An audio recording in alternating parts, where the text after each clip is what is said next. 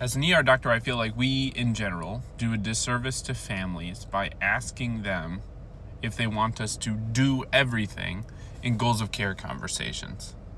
And I want you to imagine yourself as the family member in that moment, getting a question from a provider to say, hey, do you want me to save your mom or do you want me to let them pass away? Is usually not a fair question to ask in a high-stress scenario.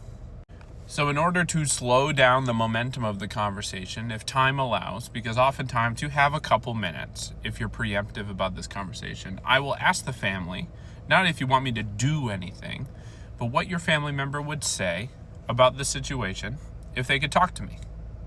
Because a fair amount of the time, the family will present themselves. They'll say, Mom would not want this.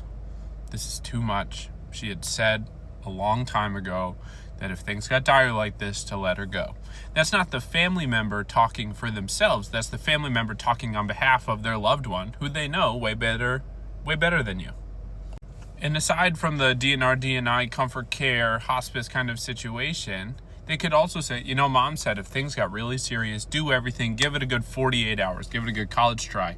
And if the momentum does not slow down, if the press requirement doesn't go down, if it doesn't look like I'm going to improve off the vent, give a timing for that, because then you're doing a service to the ICU colleagues that will inherit this patient. And if you set that expectation of, hey, once the momentum like this begins to accelerate, it is often hard to slow down. And what do I mean by that? I mean ventilatory support. They need more support on the vent. Their FiO2 is going up. They have more of a pressure requirement. Now they need dialysis. Now they're volume overloaded. They might need CRRT.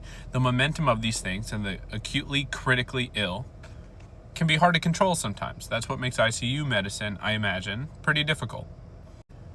But I remember being an intern in MICU or a second year in SICU or a third year in pediatric ICU and looking back on the earlier goals of care conversation notes where the door was open to this conversation, made the whole thing easier for the medical team, I imagine for the family because they're primed for these conversations.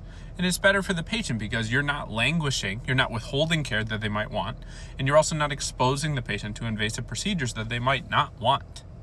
So whenever you find yourself in this conversation, don't say, hey, you want me to save your mom's life? Say something more like, if your mom could talk to me right now, what would she say? What would she think about this?